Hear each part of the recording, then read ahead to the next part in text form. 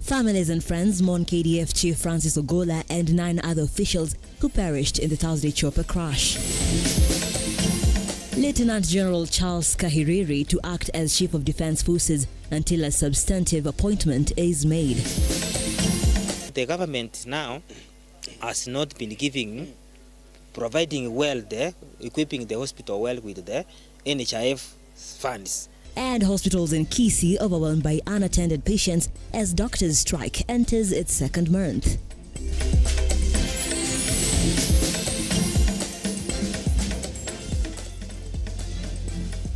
Once more, welcome to the broadcast. The hashtag is Lookuptv. I am Nancy Nalima. Our sign language interpreter is Felista Adundo. Let's keep engaging across our social media platforms where we are at Lookuptv on X, Lookuptv on Facebook, and Lookuptv on our YouTube channel. Let's begin.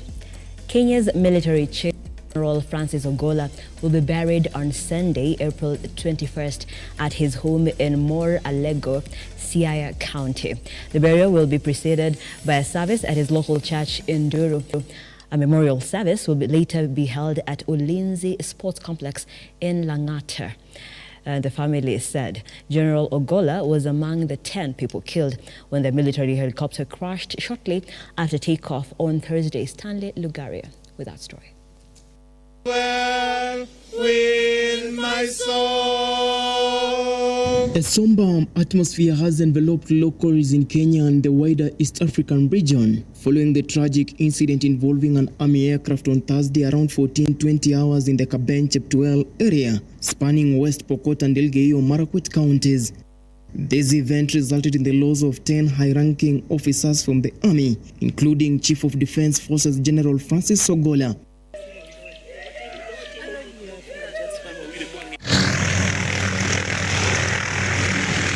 According to a statement from the family, General Ogola's funeral will take place within 3 days at his home in Ngia, Alego, Songa, Siaya County on Sunday, April 21st, fulfilling his wishes.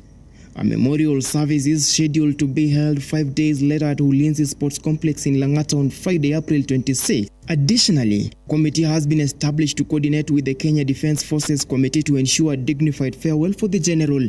So at the moment we are planning to have the funeral on Sunday, and we are also planning even to have a 100-year celebration of Amuse here.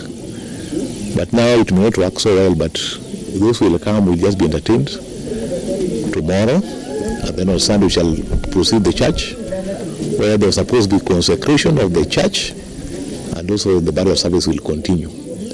So at the moment I'm going to mount the stone for that consecration, which will be done by the Archbishop, and then later we move for the funeral in his home next to Ngia.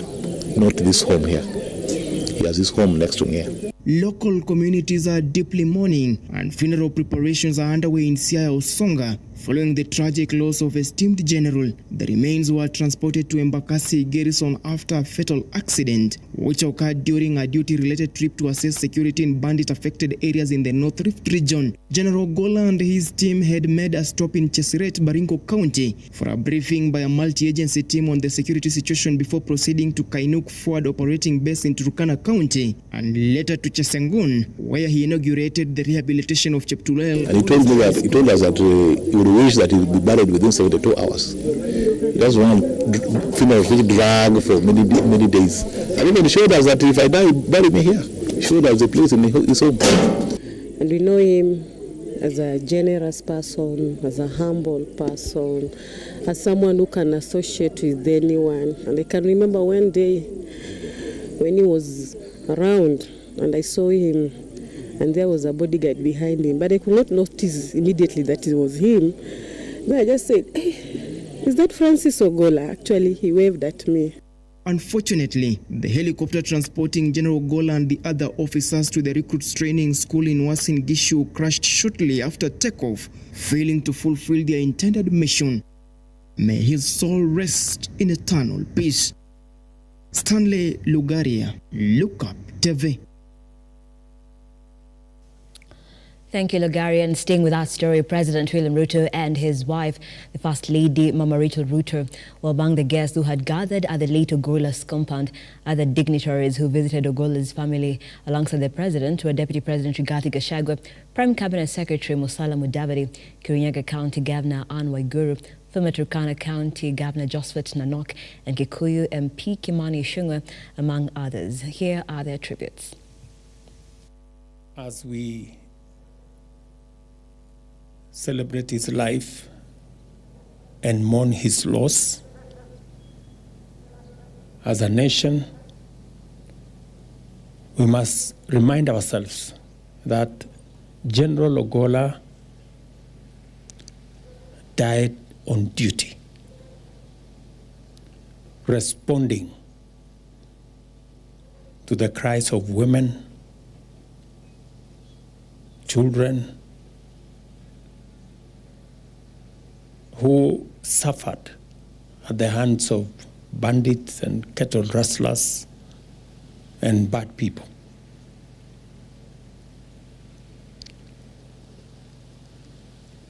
And when I discussed this with him, when I came from West Pokot about 10 days ago,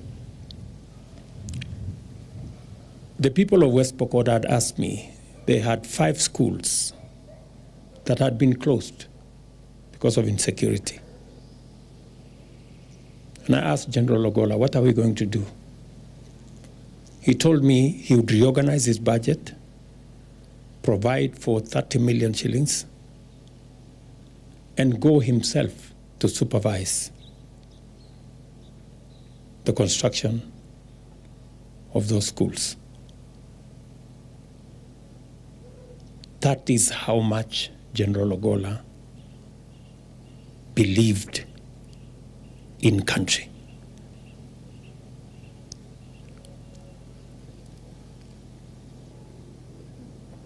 And because he passed on duty, we celebrate his life in a very special way. He was not just... Now, the tragedy of Thursday's helicopter crash in Marakut East has cast a profound shadow over the military community, leaving families and friends in mourning. Beyond the uniforms and medals, there were individuals who dedicated their lives to service, courage, and duty. They were someone's spouse, parent, child, or friend, each with their own unique story and aspirations. In honor of the lives and distinguished military careers of the fallen heroes, President William Ruto has declared a 3-day mourning period starting on Friday, 19th. As Kenyans continue to mourn the Chief of Defense Forces, General Francis Ogolla, and other officers in the Sinjara area plane crash in Kaben County, Elgeyo Marakwet, the fellow soldiers were given the opportunity to mourn their comrades as their bodies were brought to Nairobi last night. Is well with my soul, my sin, all the bliss of this glorious dawn. The family of Sergeant Major John Kinyo Muriithi is among the families grieving their child who lost their life in the KDF plane crash. Speaking to the press at their home in Kirimungi village, the family said their child went home on Monday full of hope and they didn't expect that to be the last day they will see him. Led by their father Muriithi Kinyo Josephat, the family said they received news of the child's death from the president's statement and weren't informed in advance about the death. News za kuaga kwake nilipata kutoka kwa televisheni. Ile rais alikuwa anasoma majina. Hapo ndio ilitugonga venye kuko. Tulikuwa tumeongea na yeye saa 8 na dakika 11. Kuniuliza tu kama nimekula lunch. Nikamwambia hapana, bado niko kazini. Nikamuuliza yeye kama amekula. Kaniambia hapana, ako tu kazi. Na call hiyo simu iliisha tu hivyo.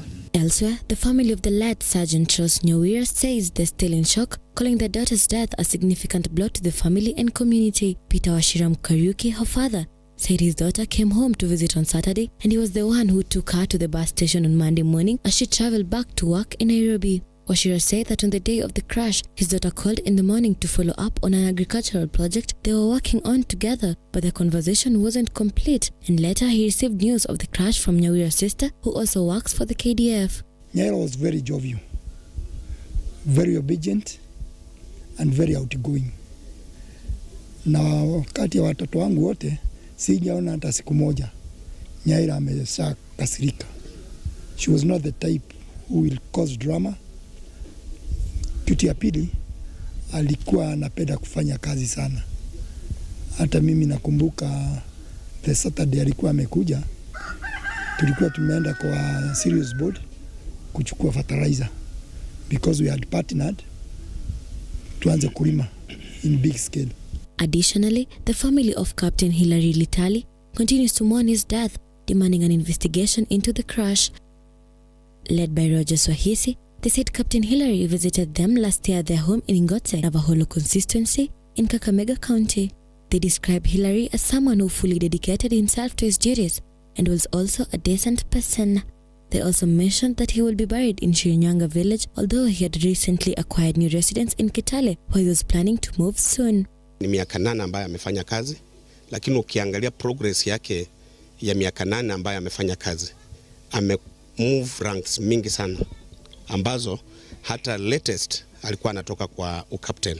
Ebi Kadenyi, Lookuptv. Well, it is well. Still on that, azimio leader Raila Odinga has called for a rapid probe into the cause of the chopper crash which killed Chief of Defence Forces Francis Ogola and 9 other officials. While consoling the family of the fallen soldier alongside other azimio leaders, Raila urged the government to expedite the probe into the cause of the accident, as he raised concern about the state of helicopters and other equipment being used by the security officers.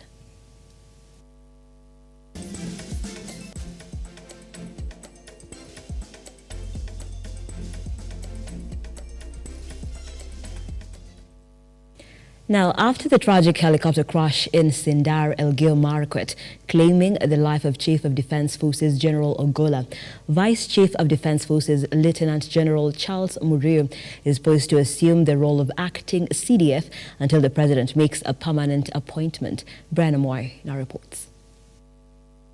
I am deeply saddened to announce the passing on of General Francis Omondi Ogola.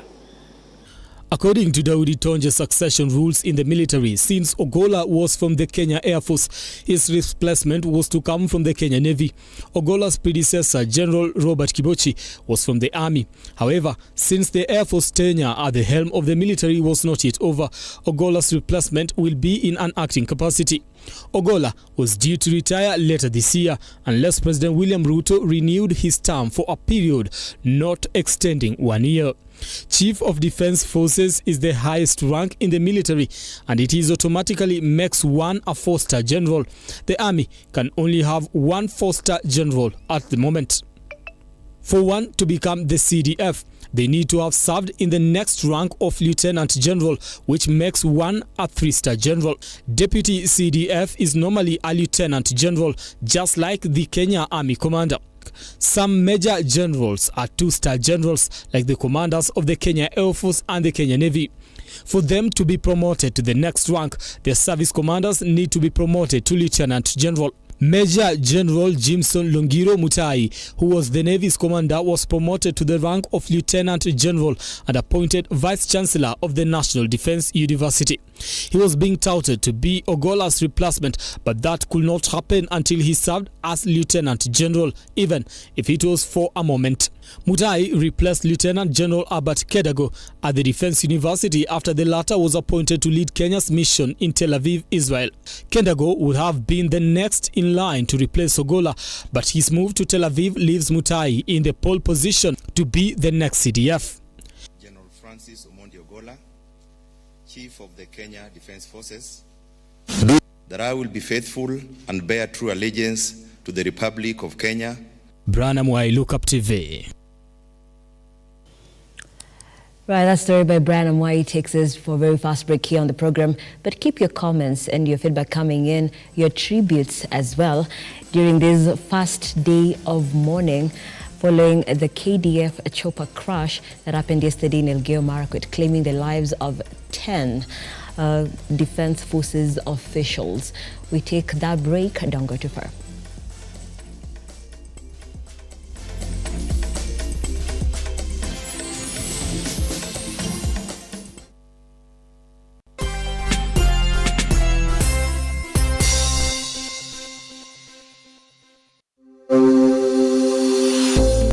University of Kenya, which was chartered on the 3rd of August 2023, aims to revolutionize higher education by breaking down barriers such as cost, previous exam grades, and geographical location through online open learning at the comfort of your home, job, etc., thus ensuring accessibility to education for all members of the society. In a nutshell, Open University of Kenya leverages technology to deliver education.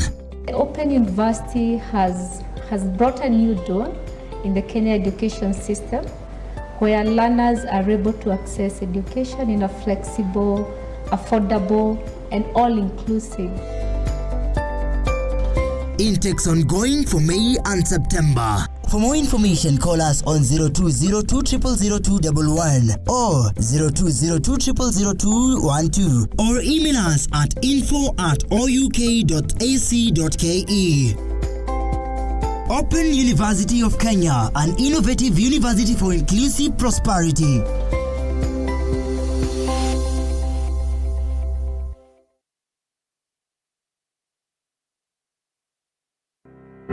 Buy Credo Chap Chap across all networks bila stress. Go to M-Pesa paybill number 33000 na uweke account number yako na namba ya simu that you want to recharge. It's quick, convenient, and hassle-free. In just a few clicks, buy airtime, M-Pesa paybill 33000. Account, your number to stay topped up and connected anytime, anywhere, chap chap.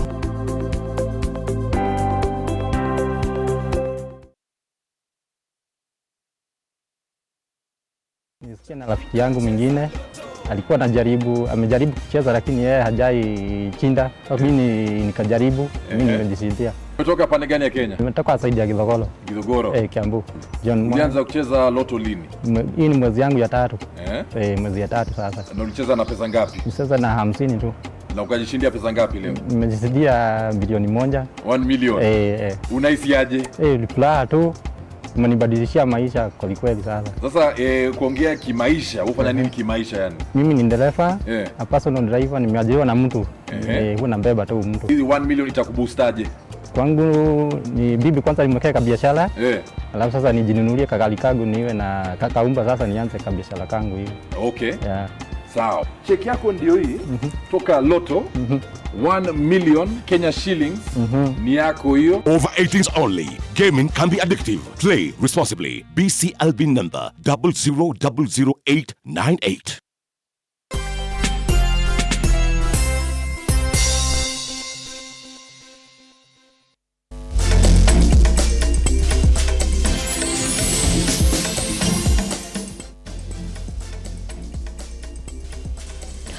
Welcome back. Thank you so much for staying with us. This is Look Up Weekend.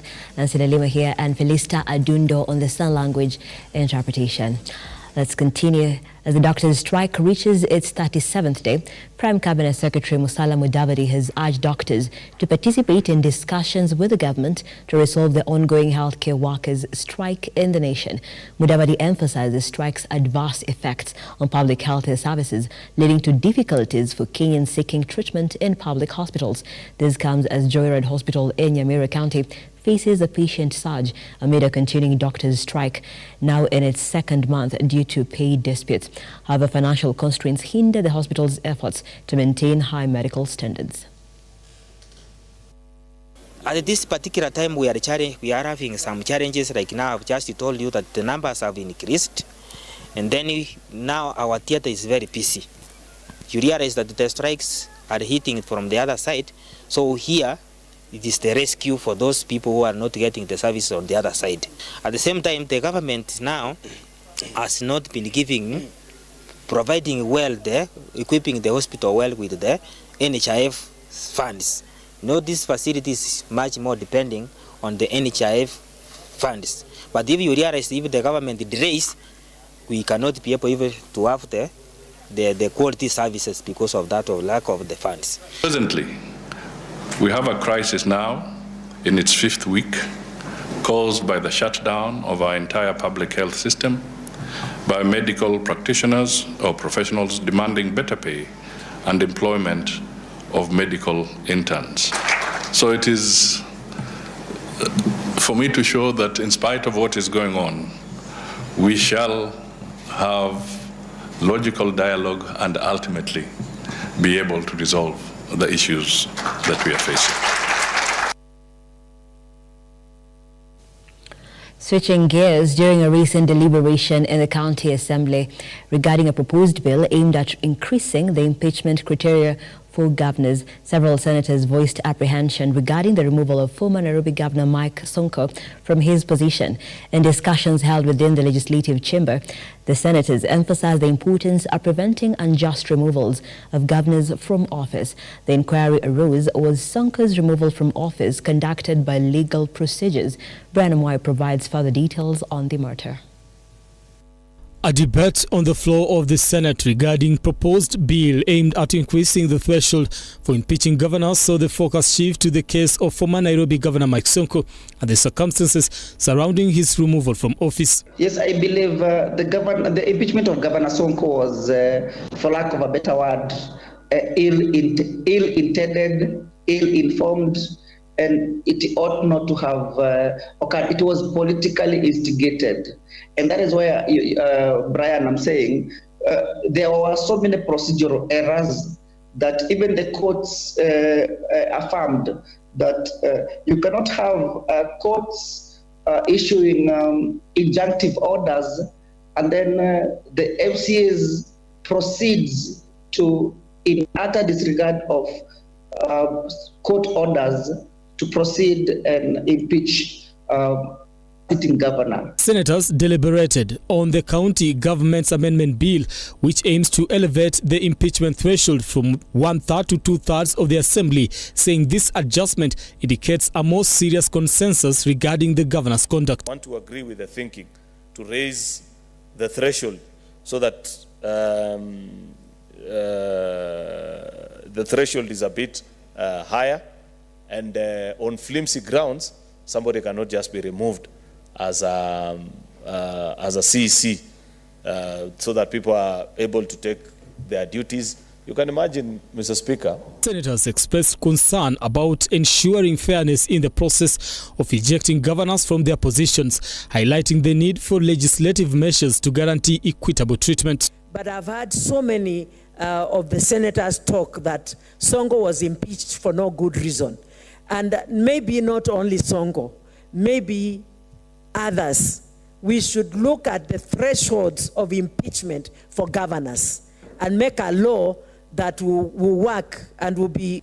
And Mr. Speaker, what has happened is that now a very young leader, very robust, a man of the people, cannot hold public office because he was impeached for extra constitutional reasons. Senator Aaron Cheruiyot emphasized the necessity of enacting laws to ensure governors are treated fairly, underscoring the observation that the threshold for Sonko's impeachment was not met at the Nairobi County Assembly. He pointed out that impeachment has evolved into a political maneuver with significant legal ramifications. Governor Sonko, one of the victims of an impeachment process of this House, where it was clearly demonstrated to us on this House that threshold was not achieved at the County Assembly of Nairobi. I believe that there were no grounds for the removal of Governor Sonko from office.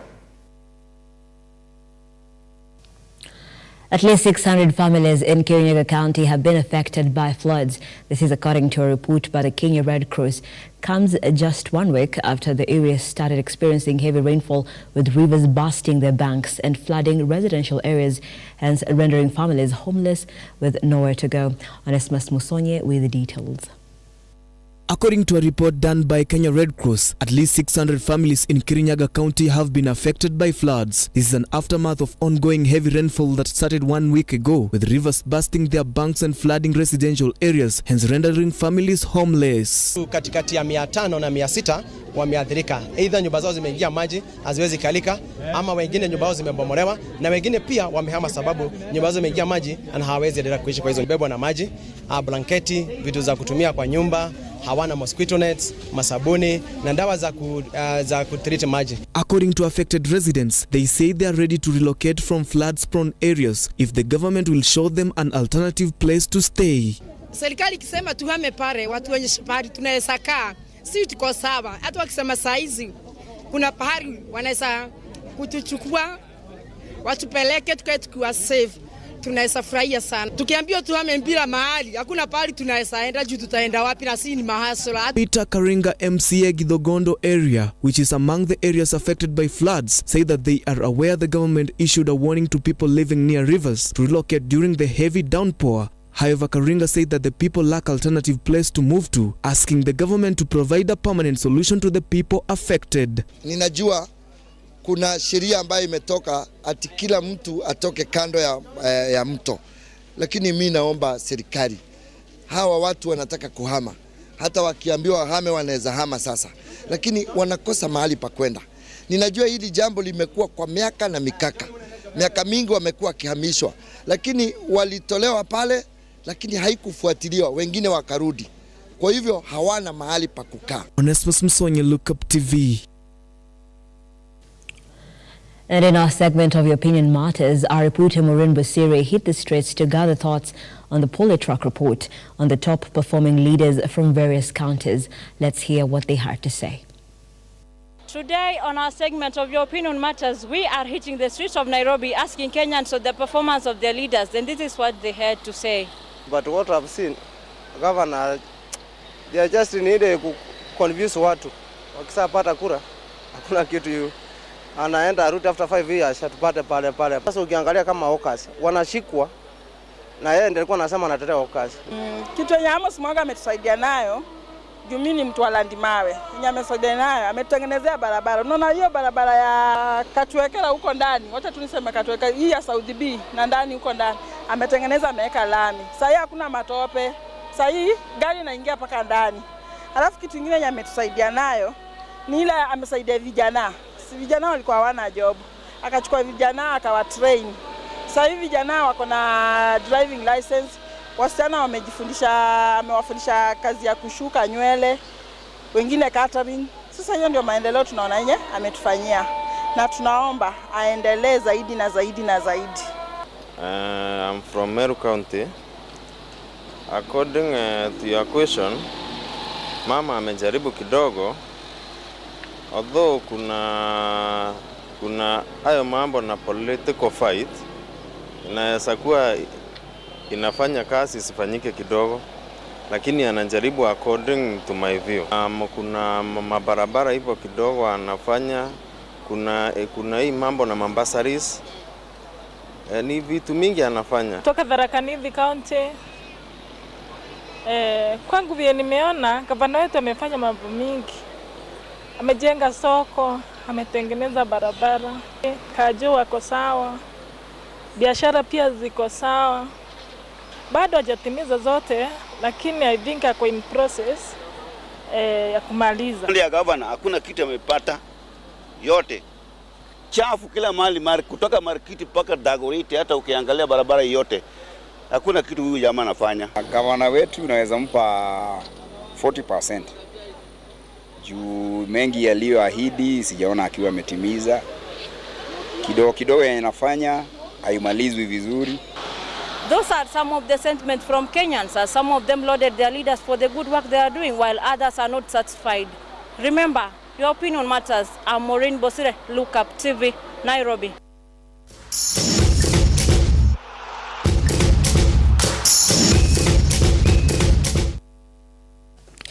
Let's now get sporty. The ABSA Kipkeino Classic Tour Continental 5th edition is set for April 20th at the Nyayo National Stadium. Athletes from different parts of the world will compete at gold level to earn both prize money and world ranking points.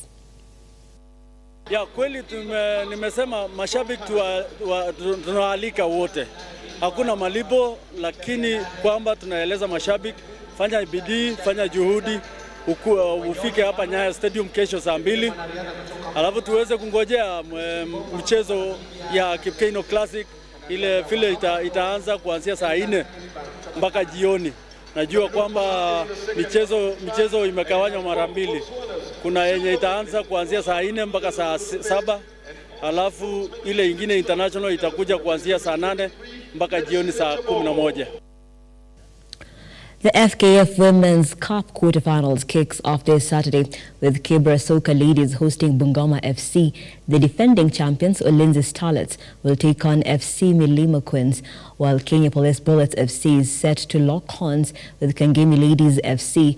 Both matches will be played at Dandora Stadium in Nairobi. On Sunday, Kesiwa Starlets FC will play against Zetex Sparks FC at Sudi Stadium in Bungoma County.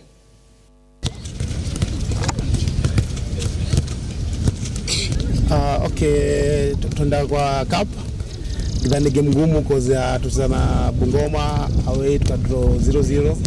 Home game ilisha 5-4. So inamaanisha itakuwa game ngumu. Hatuna full squad but wale wako niko sure wako ready. Cause tulikuwa na 55 players, out of 25 players kuna wengine waliumia. So tuko na 20 ya kumake list.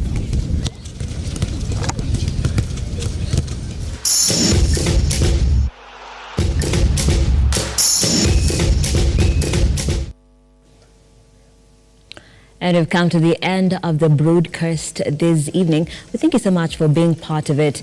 And remember, we'll be right here through the weekend to keep you updated on stories that are making headlines as we observe the 3 days of mourning that have started today in honor of the KDF officials who lost their lives tragically yesterday in a chopper crash in Elgeyo Marakwet. Among them, Francis Ogolla, who is the chief KDF.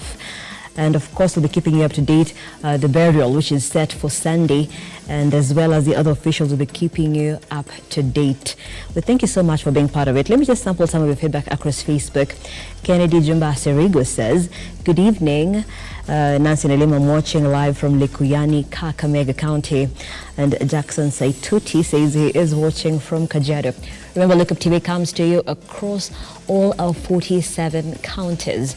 And as well, you can catch us across our social media platforms where we are at Lookuptv on X, Lookuptv on Facebook, and Lookuptv on our YouTube channel. I am Nancy Nelima. Our sign language interpreter for tonight has been Felista Adundo. Have yourselves a pleasant evening and keep it Lookuptv. Good night.